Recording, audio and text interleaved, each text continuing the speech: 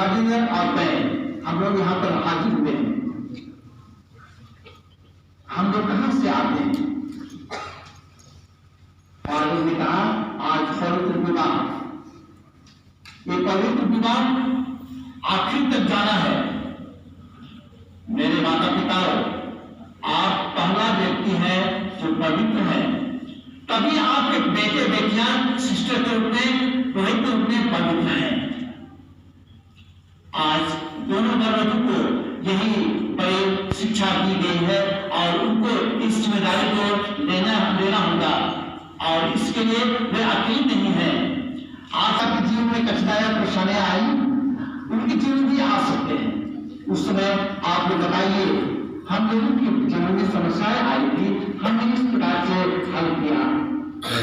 अभी विवाह की गंभीर संपन्न की जाएगी। वरवधू सब लोग के सामने खड़े हो जाते हैं। रोहित दोनों को निम्नलिखित अथवा इस भाव के अन्य शब्दों के द्वारा संबोधित करते हैं। अभी मैं आग्रह करूंगा, आप सभी देख सकेंगे कि रोहित क्या सवाल करते हैं और क्या जवाब मिलता है वरवधू के द्वारा। आप कृपया यहाँ पर आ चुके माता पिताओं की ओर मुंह करेंगे।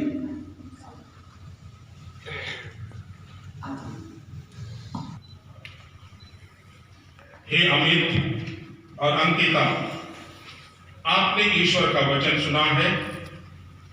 इसके द्वारा ईश्वर ने हमें मानव प्रेम और विवाह का सौंदर्य समझाया है। अब मैं कलीसिया के नाम पर आपकी इच्छा के बारे में ये प्रश्न करता हूँ। रोहित उनसे उनकी स्वतंत्रता तथा ईमानदारी के संबंध प्रश्न करते हैं और यह पूछते हैं कि वे संतान को ग्रहण करने तथा उनका पालन पोषण करने को तैयार है अथवा नहीं। हे अमित और अंकिता, क्या आपने बिना दबाव के और राजी खुशी से विवाह करने का पक्का विचार कर लिया है? जी हाँ। जी हाँ। क्या आप पति पत्नी बनकर जीवन भर एक दूसरे से प्रेम करने तथा एक दूसरे का आदर करने को तैयार हैं? जी। जी हाँ।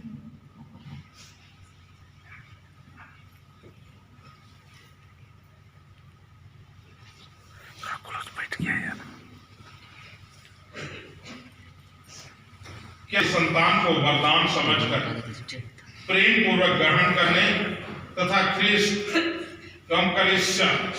कलीसिया के नियमों के अनुसार उसका पालन पोषण करने को तैयार हैं?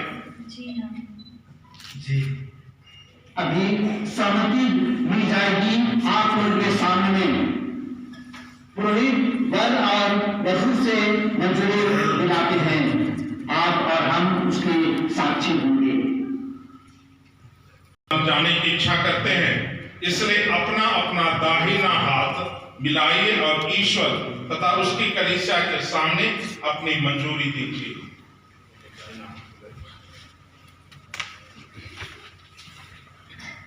उसको बरत देते हैं और जोर देते हैं और विशेष भक्ति की कामना संपन्न की जाती है।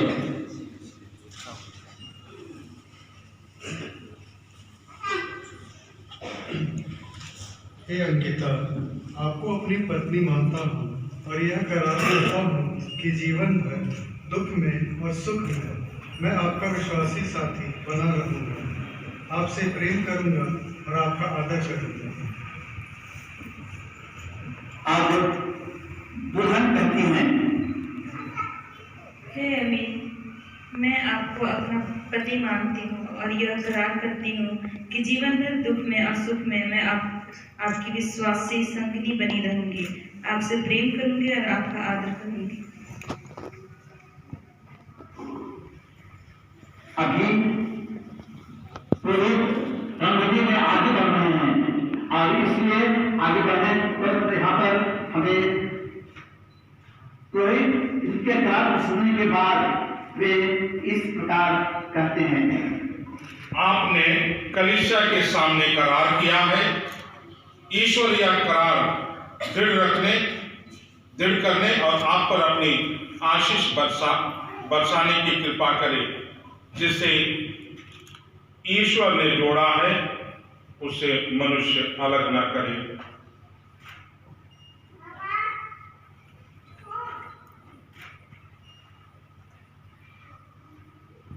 अभी प्रकृति के बहुत महत्वपूर्ण चिन्ह है, उसको व्यक्त किया जाएगा। इसलिए अभी अंगूठी की आशीष की जाएगी। अंगूठी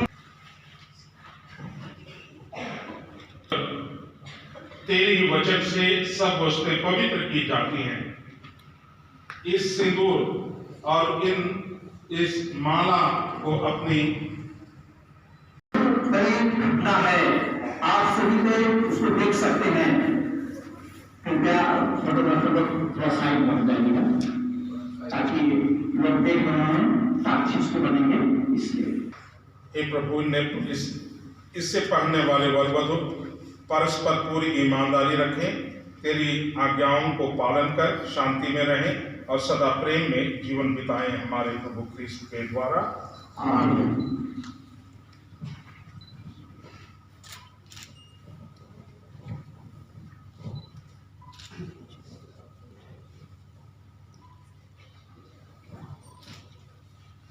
हे अंकिता, पिता और पुत्र और पवित्र आत्मा के नाम पर मेरे प्रेम और ईमानदारी का चिन्ह यह अंगूठी पहन लीजिए।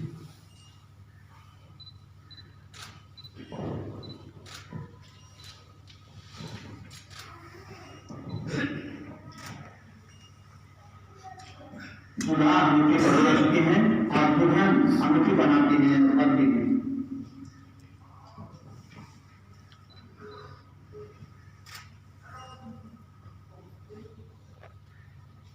हे अमीन, पिता और पुत्र और पवित्र आत्मा के नाम पर मेरे प्रेम और ईमानदारी का यह चिन्ह पहन लीजिए।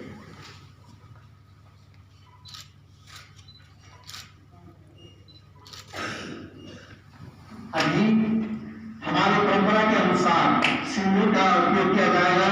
इस सिंदूर का रंग हमेशा आज अमित और अंकिता एक दूसरे को बलिदान में कर रही हो, एक दूसरे के लिए उसकी साक्षी देंगे और इसीलिए वे सिंदूर को एक दूसरे के लिए प्रदान करेंगे।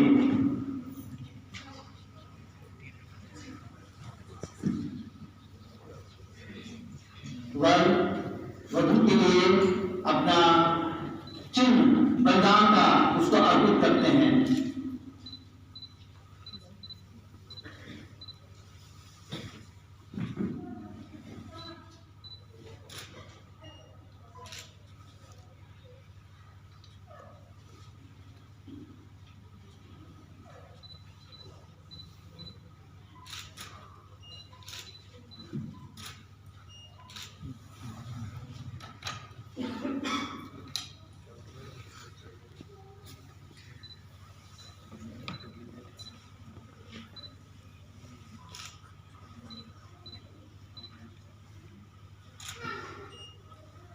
इस प्रकार से दोनों सिंदूर का एक दूसरे को वरदान देती हैं। अब से अमित जब भी अंकिता के माथे पर इस लाल चिन्ह को देखेंगे, सिंदूर को देखेंगे, उसके मांग पर तो याद करेंगे कि मैंने बलिदान किया है अपने प्रियतम के लिए। और अंकिता भी देखेगी कपाल का चिन्ह, तो वो भी याद करेगी कि मैंने आज करार किया, सुख में दुख में एक दूसरे के बने रहेंगे। उस बात को याद करेंगी और बलिदान हमने किया है और इसलिए उस बलिदान का स्मरण करेंगी।